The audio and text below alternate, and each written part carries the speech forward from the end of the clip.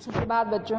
कक्षा 10 में आज हम लोग गद्य का दूसरा अध्याय पढ़ेंगे। आपका दूसरा अध्याय एक छोटी सी कहानी है, जयशंकर प्रसाद द्वारा लिखित कहानी, जिसका शीर्षक है ममता।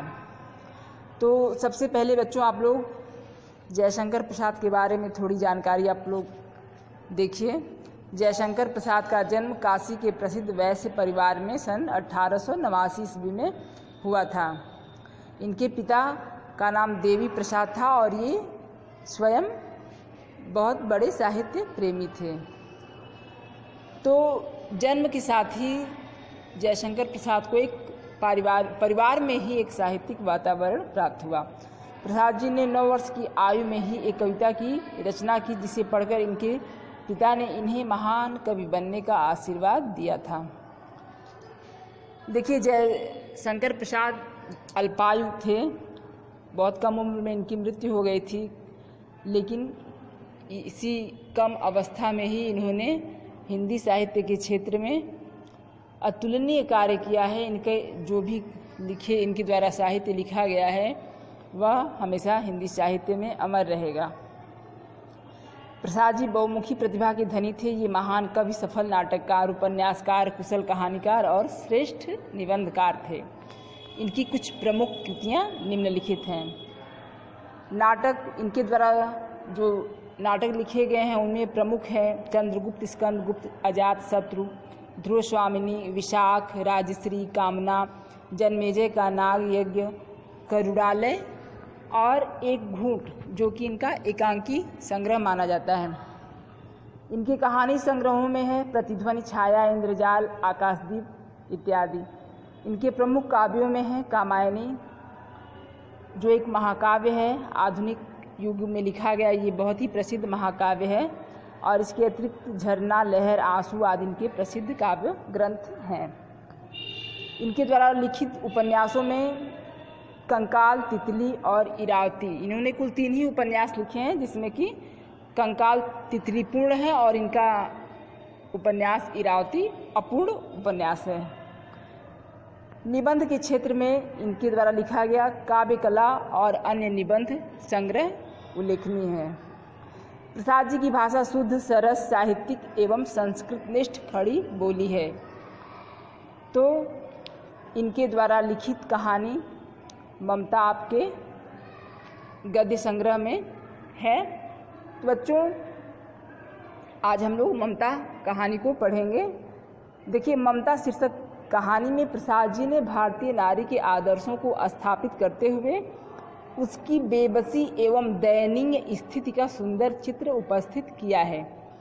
इस कहानी की नायिका ममता विपरीत परिस्थितियों में भी अपने स्वाभिमान की रक्षा करते हुए अपने कर्तव्य और धर्म का किस तरह से पालन करती है, वह इस कहानी में चित्रित किया गया है। कहानी देखिए, ममता जो है वो रोहतास दुर्ग के सेनापति चूड़ामणि की पुत्री है और वह एक विधवा है। अभी वह युवती है और एक विधवा युवती की भारतीय समाज में स्थिति कितनी दयनीय होती थी पहले के समय में। अब तो परिस्थितियां बदल गई हैं। तो उस दयनीय स्थिति में ममता भी है। और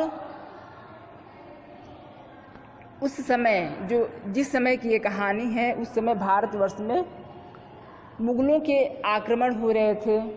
तो ममता जो चूड़ामणि की पुत्री है, एक दिन अपनी दुर्ग के प्रकोष्ठ में बरामदे में बैठी हुई थी। तभी उसके पिता कुछ धन और कीमती वस्त्र और आभूषण इत्यादि लेकर के आते हैं उसके पास और कहते हैं कि पुत्री, ये हमारे बुरे समय के लिए है, इसको तुम रख लो।